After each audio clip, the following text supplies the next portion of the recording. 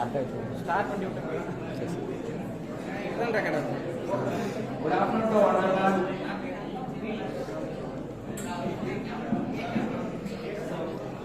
Good afternoon to all of us present here.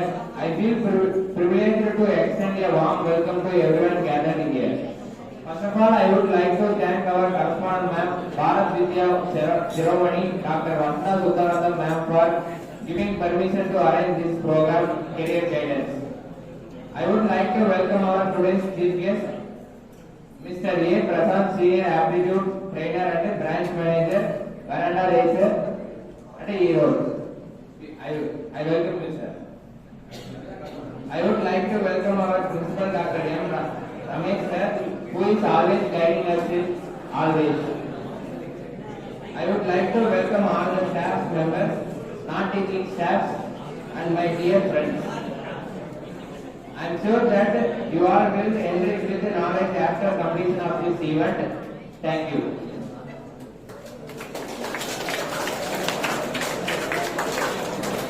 Now comes the most awaited session of this function, I mean the Chief Guest Address. Now I request the Honorable Chief Guest, Mr. A. Prasad, Senior Aptitude Trainer and Branch Manager, Veranda Race E-Road, to address the gathering.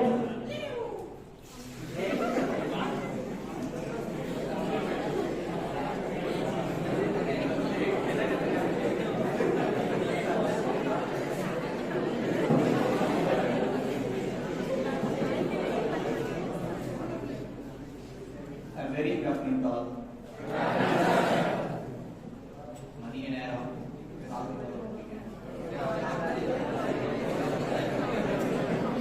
But I think we work with a company is very hello energy into a pressure, right?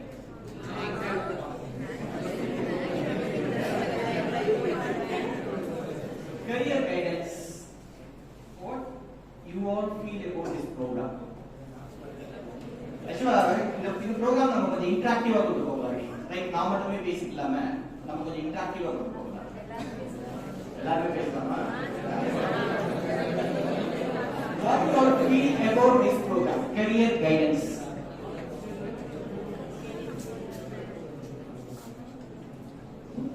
இது எதுக்கான program? நான் நிறைய silence பார்க்கிறேன். Silence sorry. Career build பண்ண வேற different types of competitive exam இல்லையா? Banking மட்டும் இல்லாம நம்ம எந்தெந்த காம்படிட்டிவ் எக்ஸாம்ஸ்லாம் எழுதலாம் அப்படிங்கறத பத்தி தான் நம்ம எடுத்து பார்க்கணும்.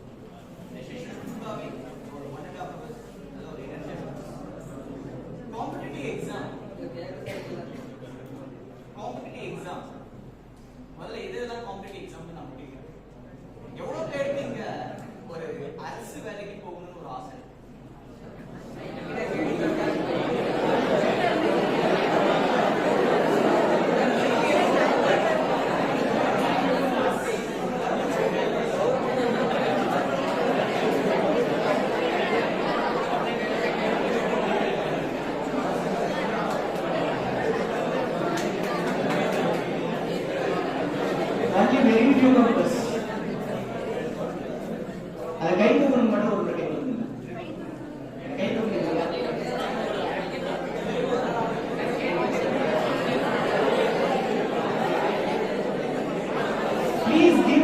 Please give a big round of applause to them.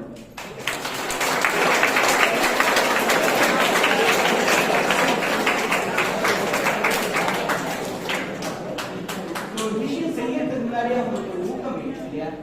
எவ்வளவு பேர் கிட்டத்தட்ட ஒரு 100+ ஸ்டூடெண்ட்ஸ் இருக்கு. ஒன்னு வந்து கை தூக்குனாங்க அவ்வளவுதான். ரைட், இப்படிதான் நம்ம கிட்ட இருக்கக்கூடிய எல்லா விஷயங்களும் இந்த காம்படிட்டிவ் எக்ஸாம்ஸ் ஒரு முன் உதாரணமா நீங்க எடுத்தீங்கன்னா அவ்வளவுதான். நிறைய வாய்ப்புகள் இருக்கிறது நமக்கு நிறைய பேர். ஆனா அது எவ்வளவு பேர் முன்னாடி வராங்க அப்படின்றத நீங்க பாத்தீங்கன்னா ஒன்லி வெரி ஃபியூ.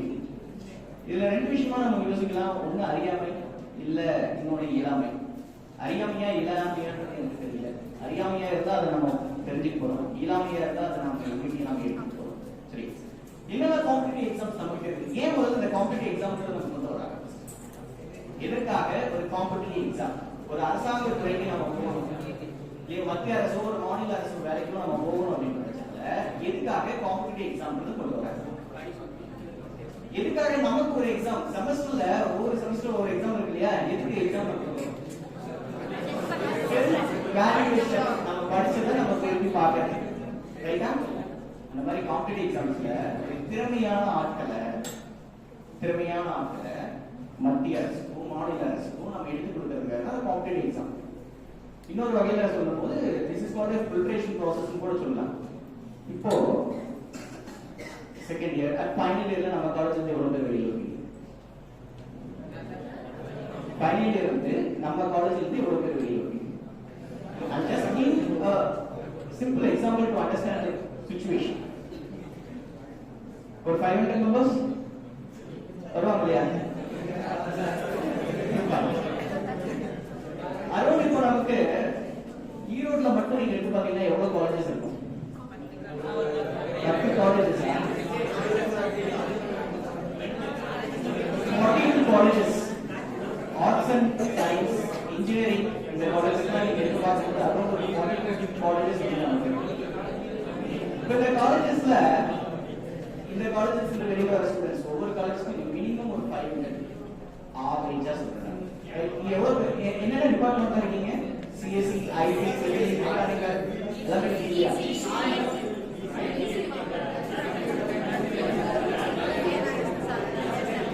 அப்ப நீங்க engineering graduate, maths is so easy to you, right? அப்போ ஒரு ஆவரேஜா ஒரு காலேஜ்க்கு ஒரு 500 பேர் வச்சாலும் ஒரு 50 காலேஜ்க்கு எவ்வளவு பேர் வராங்க? 500 ரொம்ப மினிமமா சொல்றேன். ஒரு 25,000 people வருவாங்க. 25,000 people இருந்து ஒரு எக்ஸாக்ட்டான கரெக்டான பாத் உங்களோட கரியரை சூஸ் பண்ணி போறவங்க எவ்வளவு பேர் நீங்க யோசிக்கிறீங்க?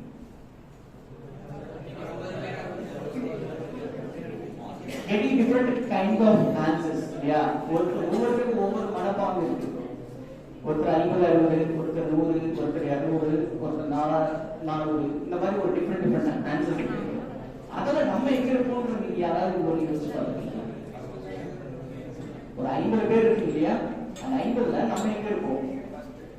Very good, very good.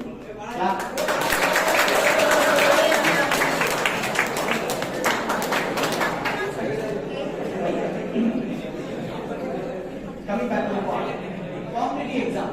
அந்த மாதிரி இந்த ஒரு எக்ஸாம்லயே இவ்வளவு ப்ரிப்பரேஷன் இருக்கும்போது காம்படிட்டிவ் எக்ஸாம் ஒரு மத்திய அரசோ மாநில அரசோ நீங்க வேலை செய்யும்போது அவங்க அப்படிலாம் இல்லைங்க.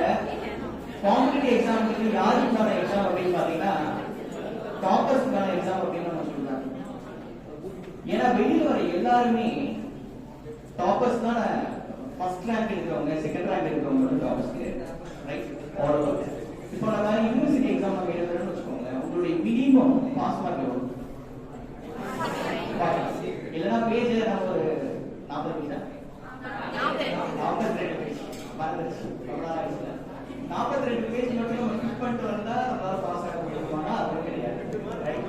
ஏன்னா இப்போ ஆல்ரெடி நம்ம ப்ரீ டிஃபைன் பண்ணிட்டா இதுதான் இந்த 40 மார்க் எடுத்தா போதும், ஒரு 3 யூனிட் படிச்சா போதும், இல்ல 4 யூனிட் படிச்சா போதும், முக்கியமான கொஸ்டின் படிச்சா போதும் அப்படின்றது நம்ம ஃபிக்ஸ் பண்ணி வச்சிருக்கோம். பட் இந்த காம்படிட்டிவ் எக்ஸாம்ன்றது எப்படின்னா யாருக்கு கட் ஆஃப் மார்க் நம்மளால ஃபிக்ஸ் பண்ண முடியாது. இப்போ ஒரு 2 லட்சம் வேகன்சிஸ்க்கு 2 லட்சம் பேர் வந்து அப்ளை பண்ணிருக்காங்க. ஒரு 2000 வேகன்சிஸ். அந்த 2 லட்சம் பேர்ல எவ்வளவு பேர் அதிகப்படியான அந்த 2000 கட் ஆஃப் மார்க் யார் வாங்கியிருக்காங்களோ அதை வச்சு தான் செலக்ட் பண்றாங்க. ஸோ இந்த கட் ஆஃப் மார்க் யார் செலக்ட் பண்றாங்க? டாப்பர்ஸ். யார் ஃபர்ஸ்ட் நல்லா படிச்சிருக்கீங்க, யார் நல்லா ப்ராக்டிஸ் எடுத்திருக்கீங்க, யார் அதிக மதிப்பெண் எடுத்திருக்கீங்க, இதை வச்சு தான் நம்ம கட் ஆஃப் மார்க் ஃபிக்ஸ் பண்றாங்க. ஜாபும் நமக்கு அதுக்கு இந்த மாதிரி தான் கிடைக்கும். அப்ப எந்த மாதிரியான ஜாப்ஸ்லாம் நம்ம போகணும் அப்படின்னு சொல்றீங்கன்னா மத்திய மற்றும் மாநில அரசுக்கான ஜாப்ஸ், மத்திய அரசு சென்ட்ரல் கவர்மெண்ட் ஜாப்ஸ் அப்படின்னு நம்ம எழுதலாம். என்ன ஜாப்ஸ் ஃபர்ஸ்ட்? நாட் ஓன்லி நான் பேங்கிங் மட்டும் பத்தி பேசல, இன்டேக் ஜாப்ஸ் பத்தி நம்ம டிஸ்கஸ் பண்ணலாம். என்னெல்லாம் ஜாப்ஸ்? ரயில்வேஸ். நெக்ஸ்ட் ஃபர்ஸ்ட் ஒரு ஹை பிரியாரிட்டியான ஜாப், குரூப் ஏ ஜாப் அப்படின்னு சொல்றாங்க. ஐஏஎஸ், யூபிஎஸ், யூபிஎஸ்சி கேட்டகரிக்குள்ள தான் நமக்கு இதெல்லாம் கிடைக்கும் இல்லையா? யூபிஎஸ்சி ஜாப்ஸ்லாம் என்ன சொல்லுவாங்கன்னா குரூப் ஏ லெவல் ஜாப்ஸ் சொல்லுவாங்க. பிரைம் வெளியில பொலிட்டிஷியன் அப்படின்னு சொல்லுவாங்க. ஏன் ஆக்சுவலா நீங்க ஒரு யூபிஎஸ் எக்ஸாம் எழுதுறீங்கன்னா ஐஏஎஸ் ஐபிஎஸ் மட்டும் கிடையாது, நிறைய கேட்டகரி அதை எல்லாத்தையும் எக்ஸ்பிளைன் பண்ணலாம் பார்க்கலாம். ரைட்டா? ஸோ இந்த ஜாப்ஸ் என்ன சொல்லுவாங்கன்னா பிரைம் வெளியில பொலிட்டிஷியன் அப்படின்னு நம்ம சொல்லுவாங்க. ஏன்னா நிறைய அமைச்சர்கள் இருக்காங்க, அமைச்சர்கள் இருக்கு, ஓகேவா? அவங்களுக்குலாம் பின்னாடி இருந்து இந்த விஷயத்த செய்யலாம், இது பாசிட்டிவா போகும், இதுல இவ்வளவு டிராபேக்ஸ் இருக்கு அப்படின்றது ஒரு எடுத்து சொல்லக்கூடிய ஆட்களா யூபிஎஸ் கேண்டிடேட்ஸ் வந்து நம்ம பார்க்கலாம். இதுதான் குரூப் ஏ லெவல் ஜாப்ஸ் அப்படின்னு நம்ம சொல்றோம். அதுக்கப்புறம் இந்த group B, group C, group D எல்லாம் இருக்கு இல்லையா? இந்த குரூப் பின்றது எஸ்எஸ்சி அப்படின்னு நம்ம சொல்றோம். இந்த குரூப் டி லெவல் ஜாப்ஸ்லாம் நம்ம வந்து ரயில்வே கேட்டகரியில நம்ம போகிறோம். இந்த மாதிரி மத்திய அரசு job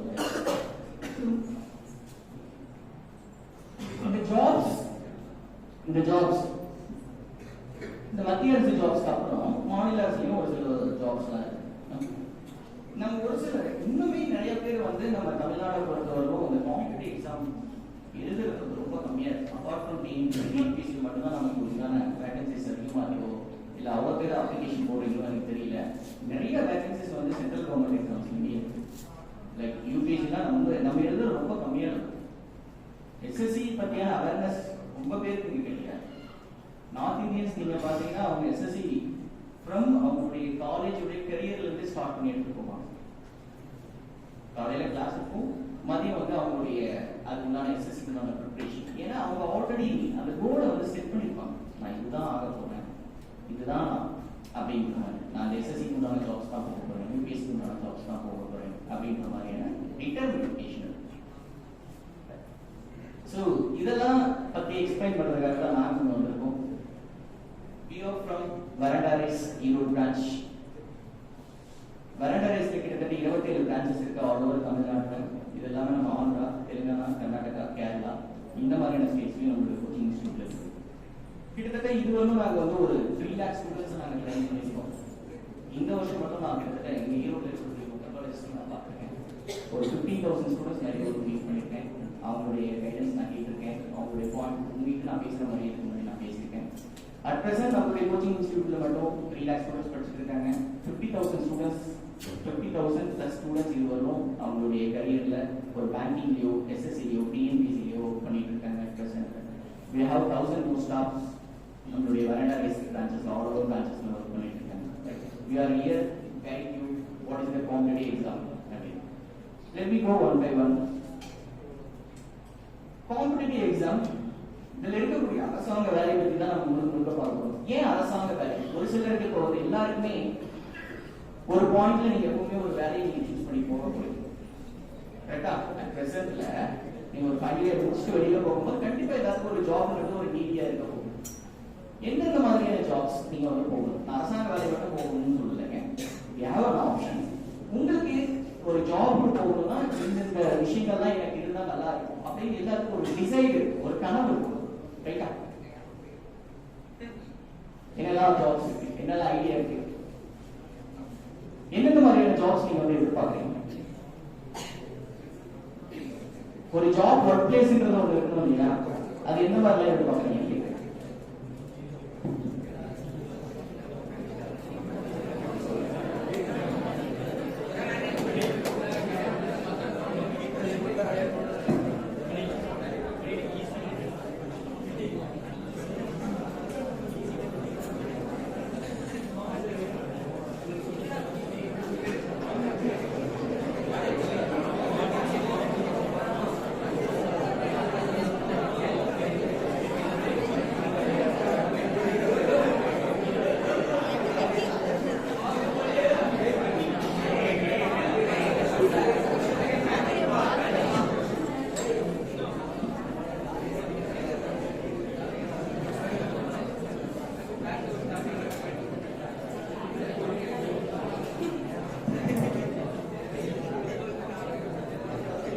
So where you are now?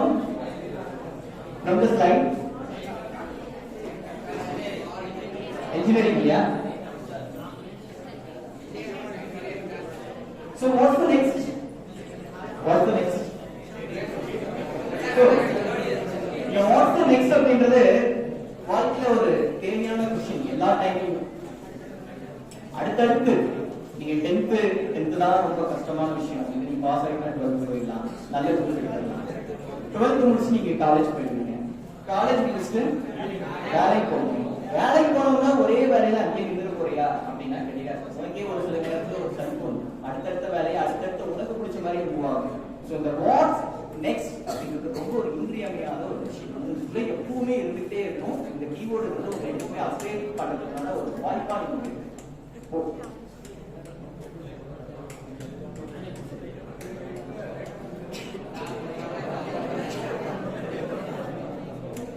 So next இங்க ஒரு சிலர் வந்து காம்படிட்டிவ் எக்ஸாம் போலாம் அப்படின்னு சொல்லிட்டு நீங்க கை தூக்குறீங்க இல்லையா? What's the other option? மத்தவங்க என்னெல்லாம் ஆப்ஷன் வச்சிருக்கீங்க?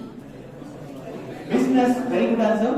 ஒரு சிலருக்கு அப்பா ஒரு பிசினஸ் வச்சிருப்பாரு, அந்த பிசினஸ் கண்டினியூ பண்ணலாம். இன்னும் ஒரு சிலருக்கு அவங்க தான் நீங்க வந்து பிசினஸ் ஐடியா வச்சிருப்பீங்க. வேற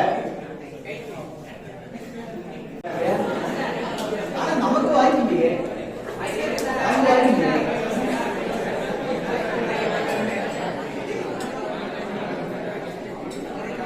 பிசினஸ், மேரேஜ், அடுத்து another option here, higher studies, next to jobs. Actually, we are in survey. Committed to be students there.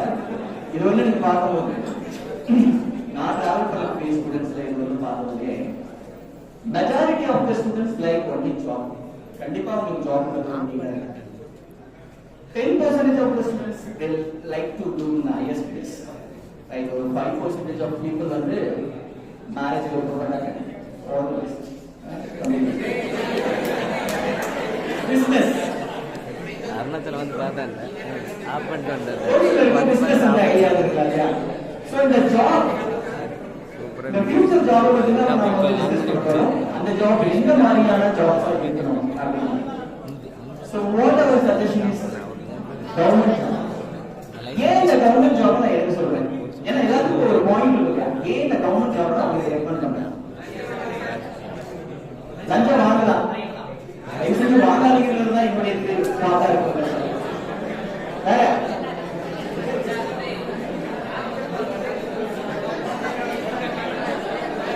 Very good answer. Government job லஞ்சம் வாங்கலாம். ரெண்டு ஆப்ஷன். அடுத்து பென்ஷன் வரும். Very good answers. நிறைய expect பண்றேன். இந்த பக்கம் யார் பத்தி சொல்லுவாங்க?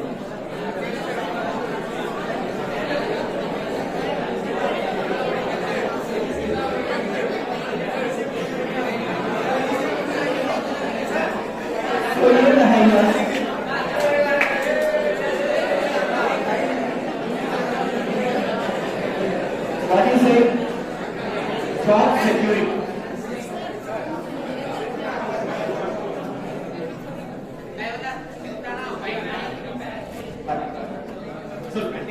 Job security. ஒரு வேலைக்கு இப்ப நீங்க எடுக்கக்கூடிய முடிவு அடுத்த ஒரு 60 வருஷம் வந்து நீங்க வேற என்ன பண்ணலாம் அப்படின்ற மாதிரி யோசிக்க வேண்டாம். அடுத்த 2 வருஷத்துக்கு அப்புறம் அடுத்து என்ன பண்ணலாம். ஒரு ஜாப்ல நீங்க போயிட்டீங்கன்னா 60 வருஷம் நீயா போறவர்களும் அந்த ஜாப் பண்ணுவாங்க. நீயா போறவர்களும் அந்த ஜாப் பண்ணுவாங்க. So that's the job security. அதாவது நீயா ஏதாவது தப்பு பண்ணீங்கன்னா கூட அந்த இடத்துல உங்களுக்கு டிஸ்மிஷன் இல்லைன்னா ட்ரான்ஸ்ஃபர். ஒன்னு ஜாப்ல இருந்து யாரும் வெளியே கொண்டு போறது இல்லை. That's the government job. Promotion. Let me explain one more. Respect in society. இருக்கா இல்லைங்களா? எப்படி சொல்றீங்க?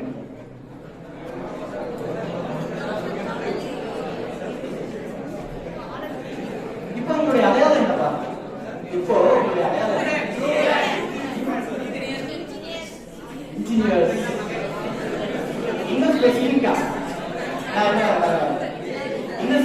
உங்க சொல்லணும் அடையாளப்படுத்திங்க அப்படின்னா உங்களுடைய பேரு, செகண்ட் இயர், இந்த டிபார்ட்மெண்ட், இந்த காலேஜ்.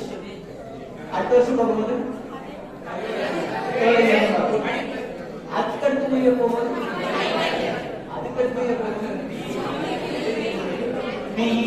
இப்போ நம்ம அந்த கோர்ஸ் முடிச்சிட்டோம் இல்லையா? நாங்க எக்ஸ் காலேஜ், இந்த காலேஜ் ஸ்டூடெண்ட் போலாமா? அப்ப அதுக்கு அடுத்த வருஷம் கம்பெனி. அந்த அடையாளங்கள் நீ செய்யக்கூடிய வேலை. புரியுதா உங்களுக்கு? நீ என்ன வேலையில் இருக்க, என்னவா இருக்க, இந்த சமூகம் நம்ம அப்படிதான் பொருட்படுது. சரியா? சோ அதுல ஸ்பெசிபிக்கா நம்ம இந்த இடத்துல சொல்லணும்னா ரெஸ்பெக்ட் இன் சொசைட்டி. கவர்மெண்ட் ஜாப்க்கு இருக்கக்கூடிய கிரேசியஸ் வேற. இது வந்து உங்க தம்பின்னு பார்க்கவேன், இங்க ஒரு ஜாப்ல உள்ள போய் பாரு. சார் இருக்காரா, அவர் இருக்காரா, ஆபீஸ் போயிட்டாரா, என்னவா இருக்காரு. நீ ஒரு கல்யாணம் பண்றதுக்கு போனா கூட ரொம்ப ரீசெண்டா இருப்பாரு. ஒரு கவர்மெண்ட் ஜாப், மாப்பிள்ள நல்லா இருக்கியா, மச்சான் நல்லா இருக்கியா, எப்படி ஜாப் போகும், ரைட்?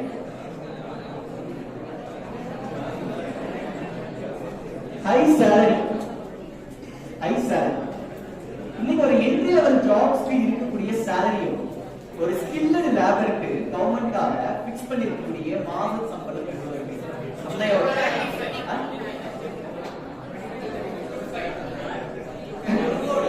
ஒரு கோடி. மினிமம் சேலரியா? மினிமம் சேலரியா? ஒரு என்ட்ரி லெவல் ஜாப்ஸ்ல அட் பிரசன்ட் நீங்க வாங்கக்கூடிய சேலரி ஒரு 15,000. 15,000. Not all the jobs. ஒரு என்ட்ரி லெவல்ல ஒரு மினிமம் சேலரி அப்படின்னா ஒரு 15,000 சேலரி. பட் ஒரு கவர்மெண்ட் ஜாபோட என்ட்ரி லெவல் ஜாப்ஸே 30,000 இருந்து ஐஏஎஸ் ஆபீசருக்கு மினிமம் சேலரி 56,100. எல்லாம் நான் என்ன சொல்றேன்னா பேசிக் பே மட்டும் தான் சொல்றேன். இந்த பேசிக் பே இல்லாம சேலரிங்கிறது ஒரு கவர்மெண்ட் ஜாப்ல எப்படி ஃபிக்ஸ் பண்ணுவாங்கன்னா பேசிக் சேலரி, ஒரு பேசிக்ஸான ஒரு சேலரி. அதுக்கப்புறம் நீ என்ன பதவியில் இருக்கீங்களோ அதுக்கேற்ற மாதிரி ஒரு கிளியர்னஸ் அலோன்சஸ் கொடுப்பாங்க. அதுக்கப்புறம் உனக்கு அந்த பதவிக்கு ஏற்ற மாதிரி தான் அந்த அலோன்சஸ், டிராவலிங் அலோன்சஸ் அப்படின்றத கொடுப்பாங்க. நீ எந்த ஏரியாவில் நீ ஒர்க் பண்ணிட்டு இருக்கீங்களோ அதுக்கேற்ற மாதிரி ஹவுஸ் ரெண்ட் அலோன்சஸ், HRA, இந்த மாதிரியான அலோன்சஸ் தான் போடுவோம். இதெல்லாம் பதவிக்கு ஏற்ற மாதிரி மாறும். அமௌண்ட் எல்லாத்துக்கும் குரூப் ஏ ஆஃபீஸ்ல இருந்து குரூப் ஏ ஆஃபீஸ்க்கு மட்டும் சேம் ஸ்டேட்டஸ் எல்லாம் கிடையாது. உங்களுடைய பேசிக் பே எவ்வளவு இருக்கோ அதை பேஸ் பண்ணி நம்ம கால்குலேட் பண்ணுவோம்.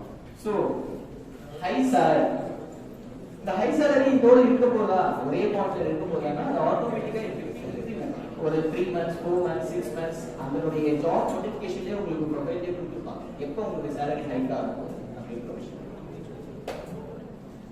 ஃபிக்ஸ்ட் டைம் ஜாப் 9 மணிக்கு போயிட்டு 5 மணிக்கு வீட்டுக்கு போயிட்டு. எல்லா பிரைவேட் ஜாப்ஸும் அந்த மாதிரி இருக்குமானா கிடையாது இல்லையா? Fastest growth in career. எந்த ஒரு ஃபீல்ட் இப்போ நீங்க வந்து ஒரு பேசிக்ஸான ஒரு ஒர்க்ல நீங்க உள்ள போறீங்கனாலும் உங்களுக்குள்ள டிபார்ட்மெண்ட்டுக்குள்ள ப்ரமோஷன் எக்ஸாம்ஸ் வந்து அடுத்த ஒரு 2 இயர்ஸ் அடுத்த ஒரு 3 இயர்ஸ் நீங்க அடுத்தடுத்து உங்களை அப்கிரேட் பண்ணிக்கிட்டே இருக்கணும். ஒரே ஜாப்ல ஸ்டாக்னண்டா இருக்க போறது கிடையாது. சர்வீஸ் டு தி சொசைட்டி ரொம்ப முக்கியமான point. Service to the society. இப்போ நீங்க ஒவ்வொரு விஷயத்துக்கும் யாரோ ஒரு ஹெல்ப் நீங்க வந்து கேட்டுப்பீங்க. ஏதாவது ஒரு விஷயத்துக்கு இல்ல நம்மளுடைய ரிலேட்டிவோ இல்ல உங்க வீட்லயோ யாரோ ஒரு ஹெல்ப் டிபெண்ட் பண்ணியே இருந்திருப்பீங்க. புரிஞ்சுங்களா? உதாரணத்துக்கு நீங்க ஒரு கம்யூனிட்டி சர்டிபிகேட் நீங்க வாங்க போறீங்கன்னு வச்சுக்கோங்க. ஃபர்ஸ்ட் இதுக்கு முன்னாடி இப்போ ஆன்லைன்ல வந்து இதுக்கு முன்னாடி என்ன பண்ணிருப்பீங்க? ஒரு பிஆர்ஓ போய் பார்க்கணும். அதுக்கு முன்னாடி அங்க இருந்து ஒரு சிபாரிசு பார்க்கணும். ஸோ அந்த சிபாரிசு நமக்கு தெரிஞ்சவங்களா இருந்தாலும் வேலை வந்து ரொம்ப ஸோ அது ஒரு பாயிண்ட் இந்த இடத்துல நீங்க வந்துக்கலாம். Service to the society. நீங்க இந்த சொசைட்டிக்கு என்னதான் பண்ண முடியும் அப்படின்றது உங்க மூலியமா நீங்க யூஸ் பண்ணலாம். உங்க சொசைட்டியை மாத்தலாம். You have an authority. ஒரு யூபிஎஸ்சி லெவல் அட்மினிஸ்ட்ரேட்டிவ் லெவல்ல நீங்க போகும்போது you have an authority to change the society. நீங்க இந்த சொசைட்டில என்னதான் நீங்க பாத்தீங்க அது என்னதான் நீங்க பேரோட ரிடென்ஷன் ஃப்ரீன்றது. Next perks and allowances. நீங்க ஒரு என்ட்ரி லெவல்ல ஒரு ஜாப்ல நீங்க போறீங்க, ஒரு 20,000 ரூபாய் லெவல்ல நீங்க ஒரு கவர்மெண்ட் ஜாப்ல என்ட்ரி ஆகுறீங்க. உங்களோட ரிட்டையர்மென்ட் ஏஜ் ஒன்று வரும் இல்லையா? எப்போ 60. அப்போ உங்களுடைய அலோவன்சஸ் எல்லாத்தையுமே சேவ் பண்ணி வச்சிருப்பாங்க. எல்லாமும் இப்படி பணம் நம்ம தமிழ்ல சொல்லுவோம் இல்லையா? அதெல்லாம் சேர்த்து வச்சு நீங்க பார்க்கறது உங்களுக்கு வரக்கூடிய amount I promise you it will be more then a lakh. Sorry C கணக்குல உங்களுக்கு இருக்கும். ஒரு பேங்க்ல ஒரு என்ட்ரி லெவல் ஜாப்ல நீங்க ஒரு கிளர்க்ல நீங்க என்ட்ரி ஆகுறீங்கனாலுமே 60 வருஷத்துக்கு அப்புறம் அந்த அமௌண்ட் எல்லாம் அப்படியே கால்குலேட் பண்ணி பாத்தீங்கன்னா it will be more than a C. இது இல்லாம நிறைய அலோவன்சஸ் எல்லாம் உங்களுக்கு பேங்க்ல டிஏ, HRA எல்லாம் இல்லையா? இதை தாண்டி உங்களுக்கு நியூஸ் பேப்பர் அலோன்சஸ் மாசத்துக்கு நியூஸ் பேப்பர் அலோன்சஸ் தருவாங்க.